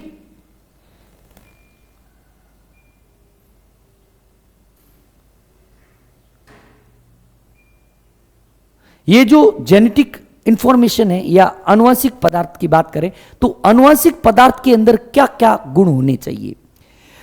आनुवंशिक पदार्थ को सबसे पहला गुण जो है कि आनुवंशिक पदार्थ के अंदर, जेनेटिक मटेरियल के अंदर अपने खुद को स्वप्रतिलिपिकरण, अपने खुद को पुनः वापस बनाने की क्या होनी चाहिए? क्षमता होनी चाहिए। The genetic material should be able to generate its own copy, it should be replicate itself. और डीएनए और आरएनए दोनों के अंदर स्वप्रतिलिपिकरण का गुण पाया जाता है। पहला गुण लिखिएगा बेटा, आनुवंशिक पदार्थ में स्वप्रतिलिपिकरण का गुण होना चाहिए। लिख लीजिएगा, आनुवंशिक पदार्थ में, आनुवंशिक पदार्थ में स्व प्रतिलिपिकरण का, स्व प्रतिलिपिकरण का गुण होना चाहिए। Genetic material must be replicate itself, genetic material must be replicate itself। अब देखो बेटा, आनुवंशिक पदार्थ 3 के बीच में प्रॉब्लम चल रही थी, डीएनए, आरएनए और प्रोटीन। और प्रोटीन को तो हम लोगों ने फेल कर दिया, पहले ही फेल कर दिया। अब कौन? ये गुण डीएनए में भी है और ये गुण आरएनए में भी है। Both can replicate, both can replicate, दोनों के अंदर रेप्लिकेशन, स्वप्रतिलिपिकरण का गुण पाया जाता है। आगे बात करते हैं बेटा, रेप्लिकेशन के बाद अगर आगे हम लोग बात करें कि दूसरा गुण कौन सा होता है, सेकंड कैरेक्टरिस्टिक्स फीचर क्या होता है। देखो बेटा, अब जो भी आनुवंशिक पदार्थ है वह आनुवंशिक पदार्थ रासायनिक रूप से और संरचनात्मक रूप से स्टेबल होना चाहिए। दूसरा गुण क्या है बेटा? देखिएगा आनुवंशिक पदार्थ का कि आनुवंशिक पदार्थ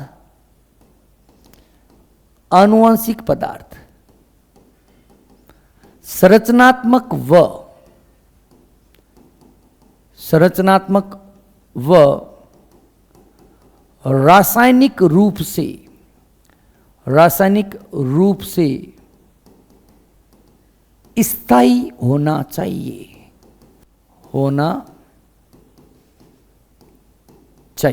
जेनेटिक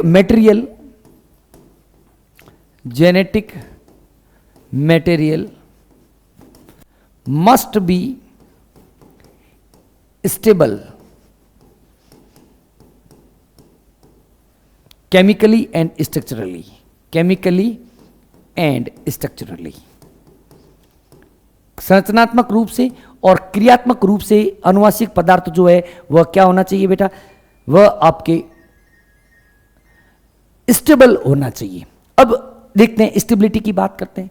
बेटा हम लोगों ने डीएनए और आरएनए, प्रोटीन को तो गोली मारो, प्रोटीन है ही नहीं। बेटा देखना डीएनए के अंदर कौन सी शुगर होती है बेटा, डी ऑक्सी राइबोज शुगर होती है। और आरएनए के अंदर कौन सी शुगर होती है बेटा, राइबोज शुगर होती है। हालांकि मैंने पढ़ाया है, एक बार और हम लोग डिस्कस कर लेते हैं ताकि आपके, हम लोगों ने बताया था कि ये है आपके राइबोज शुगर की संरचना। यहां पर OH, यहां पर H, यहां पर H, यहां पर OH, यहां पर H या OH, यहां पर H, कैसे उल्टा ले ले, H, यहां पर OH, यहां पर H और यहां पर CH2OH।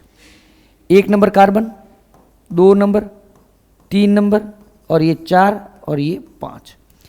अगर हम लोग डीऑक्सीराइबोज संरचना की संरचना देखें तो कुछ इस प्रकार की आती है। OH, H, यहाँ पर H, यहाँ पर H, OH, H, H, CH2OH।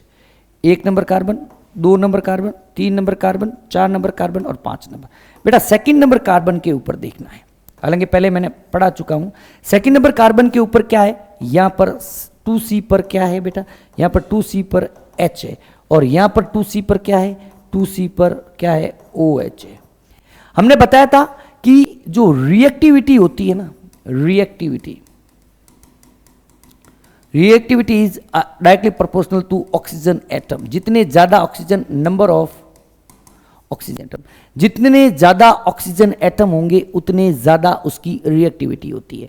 Reactivity और जो स्टेबिलिटी जो होती है ना, stability is indirectly proportional to reactivity. जिस मॉलिक्यूल की रिएक्टिविटी ज्यादा उसकी स्टेबिलिटी कम, और जिस मॉलिक्यूल की रिएक्टिविटी कम उसकी स्टेबिलिटी क्या होती है बेटा, ज्यादा होती है।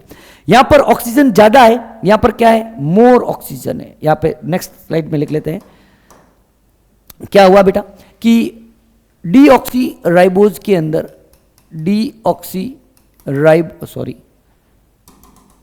डीऑक्सीराइबोज में क्या हुआ और राइबोज में क्या हुआ, ठीक है। इधर हमने डीऑक्सीराइबोज लिखा ना, डीऑक्सीराइबोज के अंदर क्या है बेटा, डीऑक्सीराइबोज के अंदर मोर ऑक्सीजन है और यहां पर क्या है बेटा, यहां पर लेस ऑक्सीजन है।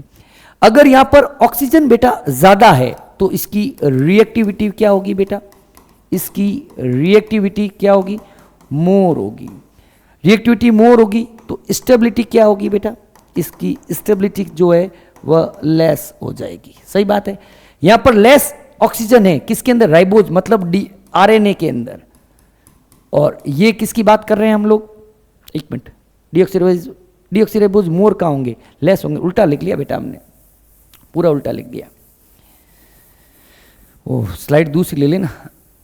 डीऑक्सीराइबोज के अंदर क्या होगा, लेस ऑक्सीजन है, लेस ऑक्सीजन, ऑक्सीजन लेस है तो इसकी रिएक्टिविटी जो है वह क्या हो जाएगी बेटा, रिएक्टिविटी भी लेस हो जाएगी। डीऑक्सीराइबोज क्या होगा बेटा, डीएनए के अंदर होगा और राइबोज जो है आरएनए के अंदर। रिएक्टिविटी लेस है तो बेटा इसकी स्टेबिलिटी जो है मोर हो जाएगी, स्टेबिलिटी क्या हो जाएगी, मोर हो जाएगी। यहां पर क्या आएगा बेटा, आरएनए के अंदर मोर ऑक्सीजन होता है, मोर ऑक्सीजन होता है, इसकी वजह से इसकी रिएक्टिविटी जो है, इसकी रिएक्टिविटी मोर होगी। अगर रिएक्टिविटी ज़्यादा है तो स्टेबिलिटी जो है क्या हो जाएगी बेटा, लेस हो जाएगी। यही कारण है कि अधिकांश जीवों में डीएनए जो होता है वह आनुवंशिक पदार्थ के रूप में कार्य करता है। इसी कारण जो है इन मैक्सिमम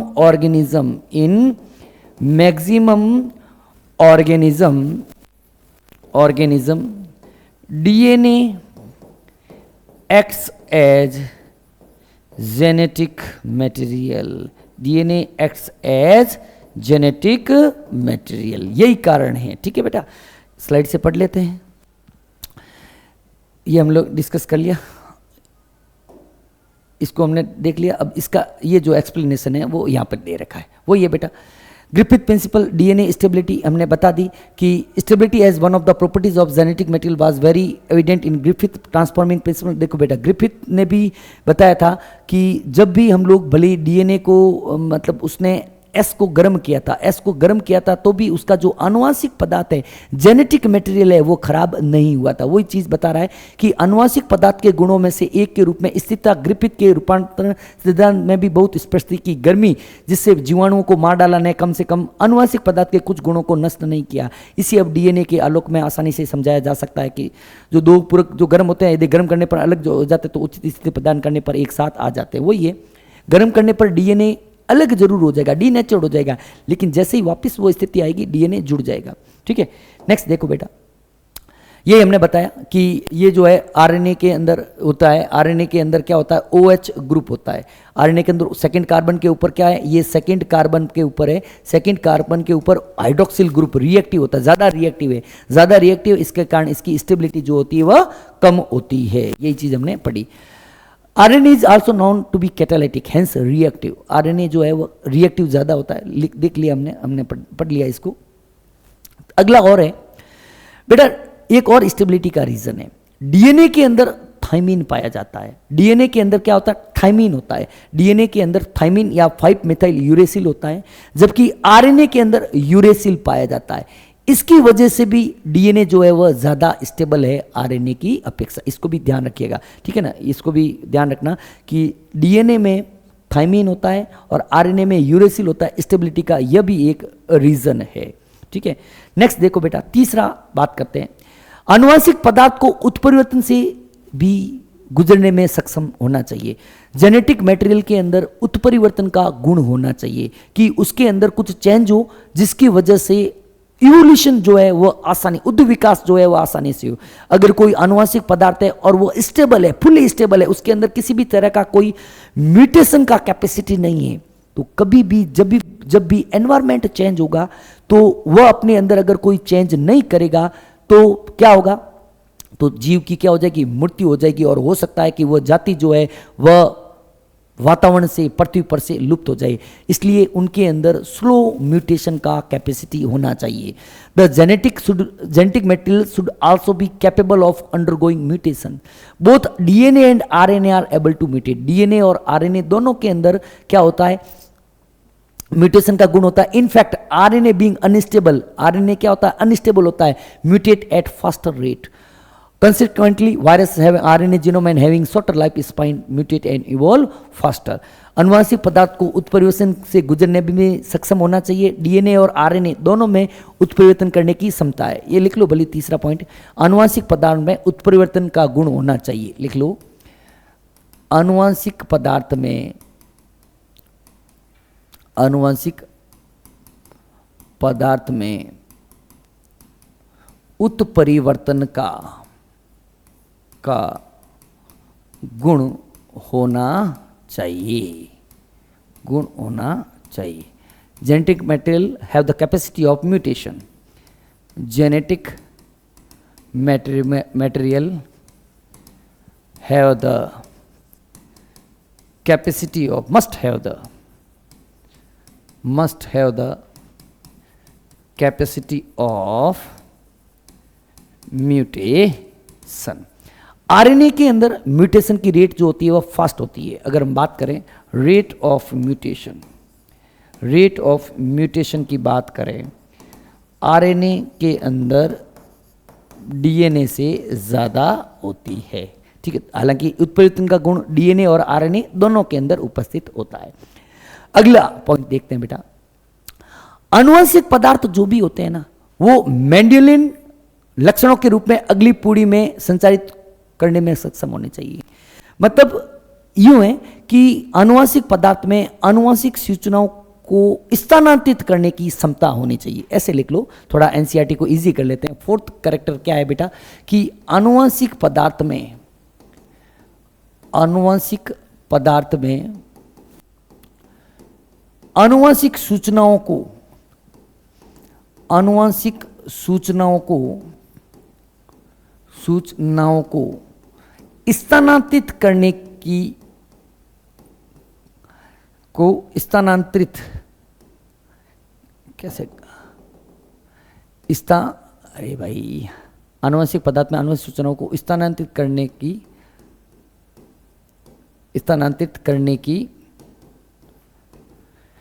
क्षमता होनी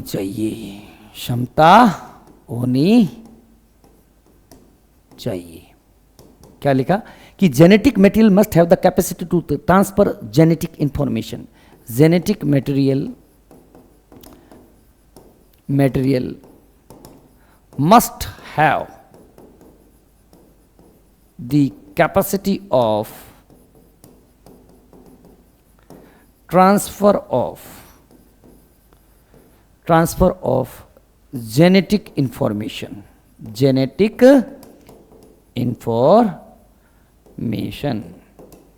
इज दैट क्लियर। अब देखो बेटा, सूचनाएं जो होती है वह हमेशा डीएनए से आरएनए की तरफ और आरएनए से प्रोटीन की तरफ स्थानांतरित होती है। सूचनाएं जो होती है मतलब जेनेटिक जो इंफॉर्मेशन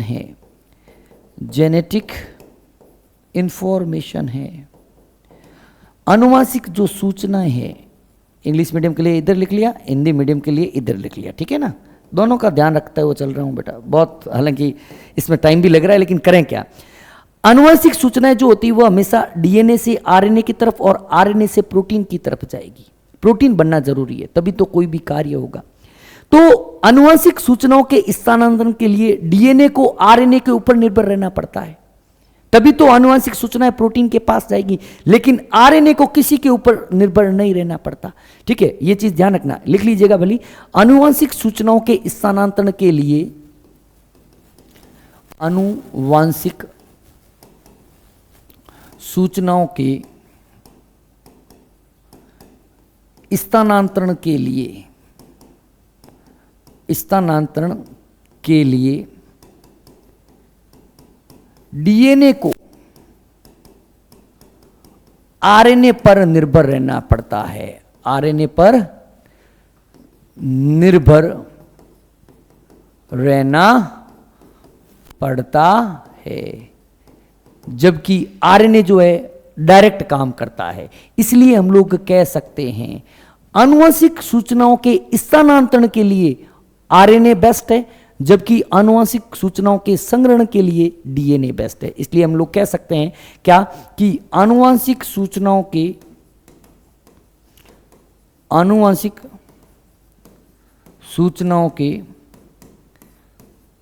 संग्रहण हेतु डीएनए व आनुवंशिक सूचनाओं के स्थानांतरण हेतु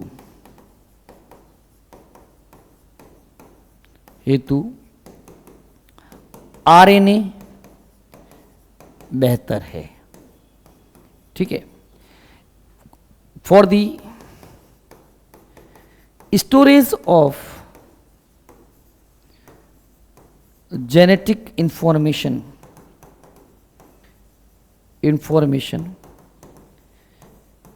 DNA is best,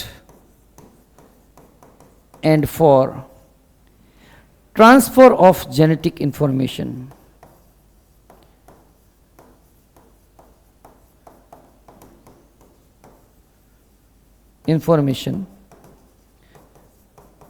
RNA is best. Is that clear?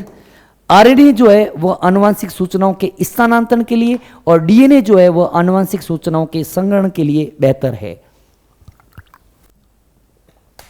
थोड़ा सा और है बेटा, आगे देखो बेटा, ये कर लिया हमने।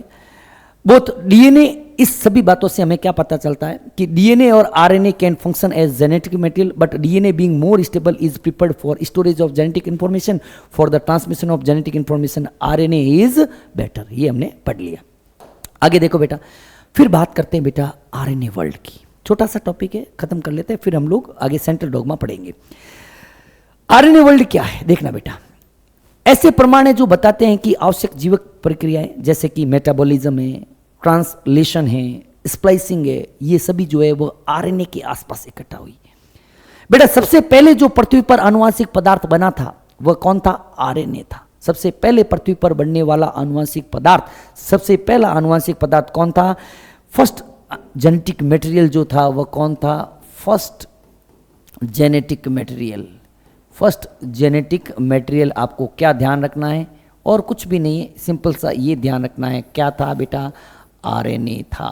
पहला प्रथम आनुवंशिक पदार्थ, प्रथम आनुवंशिक पदार्थ कौन था भाई लोगों और बहनों? कौन था? प्रथम आनुवंशिक पदार्थ आपके डीएनए था। कौन? Sorry, RNA. कौन था बेटा? आरएनए था। प्रथम आनुवंशिक पदार्थ कौन था बेटा? आरएनए था। और इसी आरएनए के आसपास सभी प्रकार की क्रियाएं जो है, सभी प्रकार के मेथड जो है, क्रियाएं हैं, वो डेवलप्ड हुई। ठीक है बेटा। RNA use to act as genetic material as well as catalyst. RNA जो है आनुवंशिक पदार्थ के साथ साथ कैटलिस्ट के रूप में भी कार्य करता है। There are some important biochemical reaction in living system that are catalysed by RNA catalyst and not by protein enzymes. RNA जो होता है वह आनुवंशिक पदार्थ के साथ साथ उत्प्रेरक के रूप में भी कार्य करता है। और एक लिविंग सिस्टम के अंदर, एक लिविंग सिस्टम के अंदर क्या कह रहा है बेटा?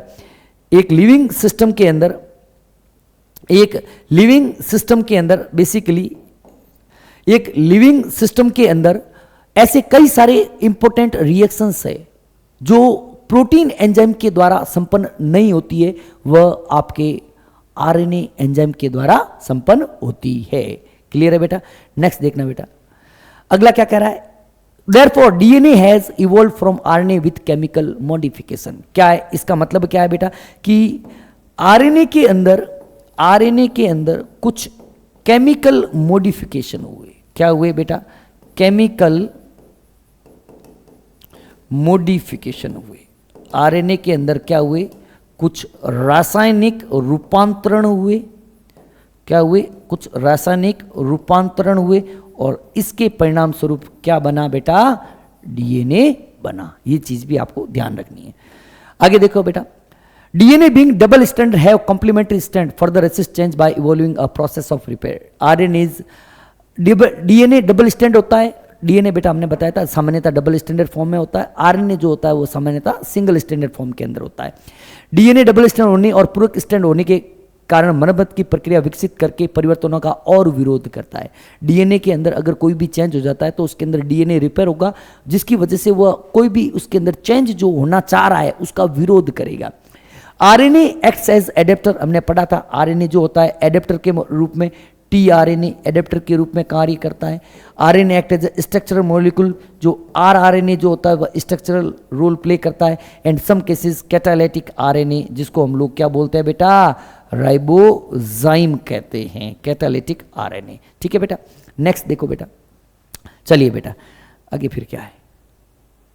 अच्छा आगे भी दोनों तरफ 2 बार थैंक यू बोल दिया भाई लोगों आज आपको। ठीक है, तो ये बेटा आपका बहुत ही शानदार वाला आज का सेशन रहा। मुझे बहुत मज़ा आया बेटा पढ़ाते हुए आज, क्योंकि ये जो एक्सपेरिमेंट था, इस एक्सपेरिमेंट को हमने बहुत ही डिटेल से पढ़ा है।